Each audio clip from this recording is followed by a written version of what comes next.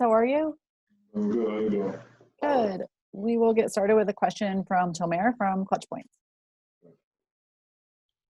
Hey, Marcus. First of all, welcome back. It's good to have you back. Hope you had a good off season. Just curious, PG the other day on All the Smoke podcast said that you guys failed to make adjustments in the playoffs, and the conversations among the guys should have been, what can we change instead of we got this? Why was that the case? Do you feel like you guys just missed out on all the little details? Yeah, obviously. I didn't think that we put enough time into like breaking down exactly what we needed to fix, and more of just relying on talent and relying on paper of the guys we had. I think I said that during the time we was down there that sometimes I think we're just relying on how good we are on paper, and not actually breaking it down and really finding out what we need to do better, especially during that time being up a certain amount, and being in playoff time and being up 3-1, losing 2 or and losing 3. Like, I feel as though we didn't really get that detailed in our adjustments. Thank you. Next, we'll go to Sean Powell from NBA.com. Hey, Marcus, welcome back. Your brother was also a free agent this summer, and I just wanted to know, how close was it, you guys becoming teammates with the Clippers? And also, what was your feeling about him winning a championship? The first one I don't really want too much to speak on.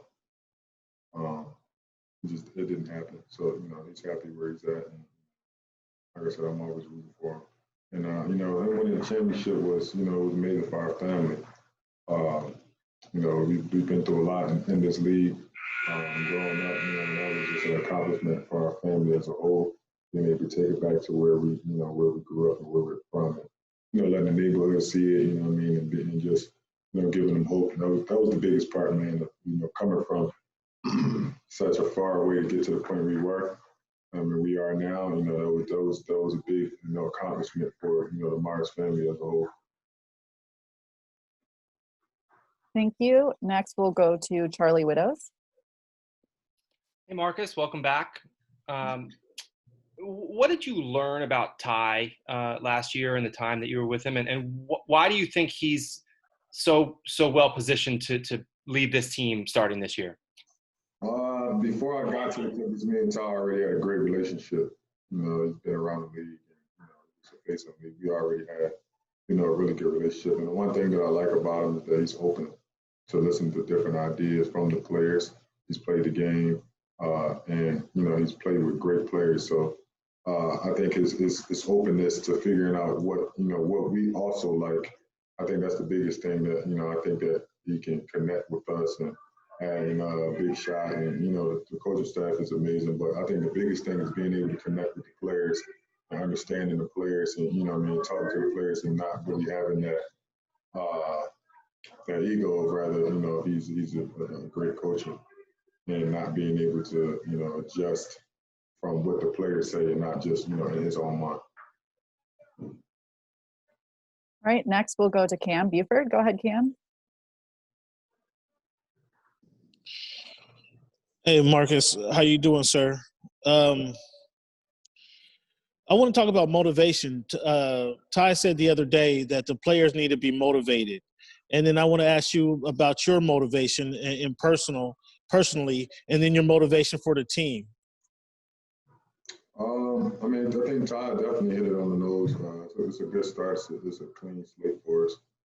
Obviously, last year didn't hit as well as we did, but we on to the next year, and I think guys are very motivated to come back. And I think it hurt to be up 3-1.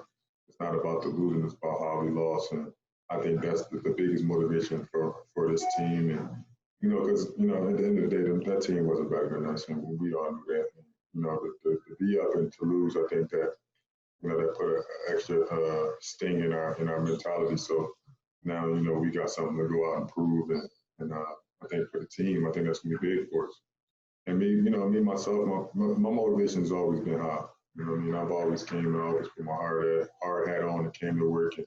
And I'm appreciative from the Clippers, and that's going to make me play even harder and be more motivated because, you know, they helped me, they take care of my family also. So, you know, I'm very grateful and, you know, I'm going to do everything it takes for, you know, to put my team in the best position. Also, you know, help the younger guys.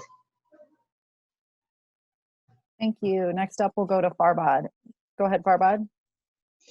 Hey, Marcus, I just want to know, you know, what went into the decision-making of coming back to the Clippers? How did that all go down? Yeah, that's a cool name. Arbon, cool name. Appreciate it. Yeah, I'm going to say that first. And then secondly, it wasn't hard. You know, I built a great relationship with the guys around here. Frank is, you know, is one of the best presidents that I've, you know, came in contact with. This is my sixth team, and you know, he's by far the best. We've always had great communication. And then, you know, it's the biggest thing for players is, you know, to be able to talk to them like we're grown men, you know, and that was the biggest thing is our communication has always been on point. Steve does a great job with this organization, and I've been on 6, and it's been the best I've been on, and I'm pretty sure this is the best one in the NBA. You know, and they do a great job with that logo. He does a great job of, you know, of making guys feel wanted and taking care of players. And, you know, as a player and that's been around, that's all I can ask for. You know, it's just, you know, the respect level and, you know, make me feel like I'm wanted. And, you know, they did that since day one, since I've been here. So it was an easy choice for me. Thank you. Next, we'll go to Ohm. Go ahead, Ohm. Marcus, congrats on the contract. I was wondering how does the dynamic of the front court change, personality-wise, and even on the court when you lose Montrez and JaMychal, bring you back though in the physicality, but also add Serge? You know, I think Serge definitely came in evening out. You know, JaMychal and Trez was a major, you know, factor of this team, but like, just the next man up, man. Those guys chose the way they wanted to go. And, you know, we just going to have to beat their ass too. So, you know, we all for it. And, you know, I'm excited to go against them. And you know, kudos to them and their contracts and what they did. But, you know, it's all about the Clippers now. And Serge is going to be a great help for us with his versatility and being able to play the 5 and the 4 and, you know, being able to help Big Zoo and add some more veteranship to this team with Batum also. You know, we got a lot of veteran guys that been around the league and, you know, proven guys. So I think it's going to really fit add Tulu in that mix and, you know, bring it all together. Thank you. Next, we will go to Miriam. Hey, Marcus, congrats on the deal and hope all is well with the baby. Welcome back. Zubas was saying that you guys, you know, even though things didn't go right in the bubble, that you guys will be better for it because of that experience. Do you think that's true, and in which ways? I think it's me personally. I'm gonna throw everything that went into the bubble out. That was different, you know, and you know, we had to really get down to the nitty gritty of it. It was different. It was a different component. It was different for everybody. So, you know, the way guys took it, the way guys reacted to it was something that we've never seen, something that we've never experienced. So that leading to this year, I don't think that, you know, that plays a major factor in our team. The only thing that I can say that, you know, that hurts the most is being up 3-1. But at the end of the day now, we're back to, you know, playing in our arenas, back to being home and being able to actually, you know, see our families and, you know, get the right recovery and things like that. And I think that a lot of people overlook that, but there's no excuses. You know, the Denver team was pretty good, but, you know, being out here now and being in our comfort zone, I think it would be way better. Thanks, Miriam. Next, Andrew Gray. Marcus, welcome back. Congrats on the contract. You know, yesterday, Lawrence and Ty were talking about the difference it'll make to have PG and Kawhi available for training camp, which they weren't last year. I know you weren't around for that, but you saw how injuries really didn't let this team really get the same lineup together very often. What do you think it'll be like to have those two guys pretty much ready to go at the start? And how challenging will it be this year with COVID to really keep that continuity going throughout the year? Obviously, with those two guys starting from the beginning of the season and having, you know, building that relationship and building that continuity on the court is going to be major for us. And, you know, they're the two right guys. They're very close, and we're all very close as a team. And, you know, all of us being out there, you know, we all going to have a chip on our shoulder this year. And, the COVID thing, I think everybody has to deal with it. So, it's more of a just over making sure that, we're doing stuff together, making sure that our chemistry is perfect. And I think we got the right coaches and the right guys around it to make sure that they implement that and make sure that everybody knows that that's a major factor of this team. And I think, from being in the league for a while, and PG, I think it was 11 year, and me and K came in the same year. I think we all know that. Last year, just, it was different things and different components, but we all could put our finger on it, and that's the best thing. So, it's just time to move forward and, get going. Thank you. Next up, we'll go to Justin Russo. Hey, Marcus, welcome back to the team. It was reported that you're going to be changing your jersey number for this season to number 8. And I was just wondering if there was any special reason behind choosing that number or anything like that. I've always liked the number 8. The reason I chose 31 last year because I couldn't get 13. And, I just sat back and I was like, this is a fresh start for me. So I wanted a new number. I wanted to go to 8. And obviously, my brother's 88, so, it kind of corresponds. And, obviously, Kobe and things like that. So I just thought it was a special number. It's a lucky number. So, I just wanted it. Okay, we have time for one last question. It will come from Chris Henderson.